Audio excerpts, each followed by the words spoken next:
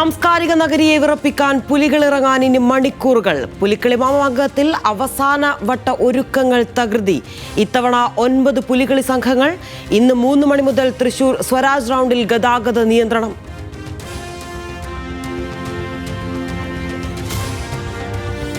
മുഖ്യമന്ത്രിയുടെ വാഹനം വഴിയിൽ തടഞ്ഞതിൽ കോൺഗ്രസ് ജില്ലാ നേതാവ് കസ്റ്റഡിയിൽ. DCC അംഗം ചേന്തി അനിലിനെ കസ്റ്റഡിയിലെടുത്ത് ശ്രീകാര്യം പോലീസ്. നടപടി അർദ്ധരാത്രി വീട്ടിലെത്തി.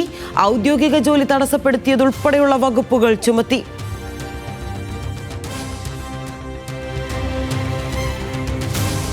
കണ്ണൂർ പാർട്ടി കോട്ടകളിലെ തെരഞ്ഞെടുപ്പ് തോൽവി വിശദീകരിക്കാൻ CPIM. പയ്യന്നൂരിലെയും തളിപ്പറമ്പിലെയും രാഷ്ട്രീയ വിശദീകരണ യോഗത്തിന് ഇന്ന് തുടക്കം.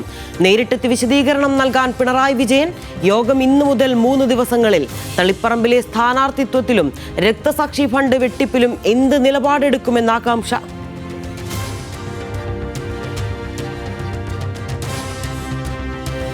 നേപ്പാളിനെ നടുക്കിയ മിന്നൽ പ്രളയത്തിൽ മരണസംഖ്യ ഉയരുന്നു.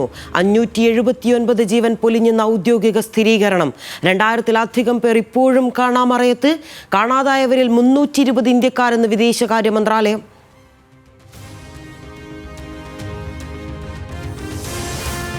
ആറന്മുള ഉത്രട്ടാതി ജലമേള നാളെ. ഉപരാഷ്ട്രപതി CP രാധാകൃഷ്ണൻ ഉദ്ഘാടനം ചെയ്യും. പങ്കെടുക്കുക 51 പള്ളിയോടങ്ങൾ. അഷ്ടമിരോഹിണി വള്ളസദ്യ വെള്ളിയാഴ്ച.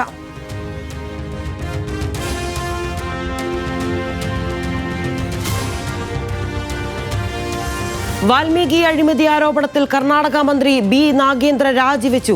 രാജി സത്യപ്രതിജ്ഞ ചെയ്ത് 25 ദിവസങ്ങൾക്ക് ശേഷം. രാജിപ്രഖ്യാപന വേദിയിൽ പൊട്ടിക്കരഞ്ഞ് B. നാഗേന്ദ്ര. ദളിതനായതുകൊണ്ട് വേട്ടയാടപ്പെടുന്നെന്ന ആരോപണം. അഴിമതി ആരോപണത്തിൽ രാജിവെക്കുന്നത് ഇത് 2ാം തവണ.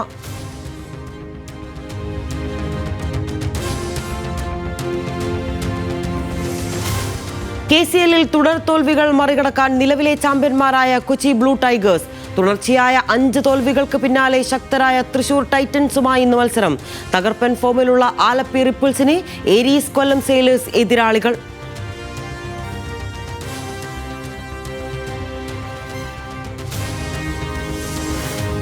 പ്രീമിയർ ലീഗിൽ 2ാം റൗണ്ട് മത്സരത്തിൽ ലിവർപൂൾ ഇന്നിറങ്ങും. എതിരാളികൾ നോട്ടിംഗ്ഹാം ഫോറസ്റ്റ്. ടോട്ടനം ന്യൂകാസിൽ പോരാട്ടം രാത്രി 10-ന്. സ്പാനിഷ് ലീഗിൽ അത്ലറ്റിക്കോ മാഡ്രിഡിനും ഇറ്റാലിയൻ ലീഗിൽ യുവന്റസിനും ഇന്ന് മത്സരം.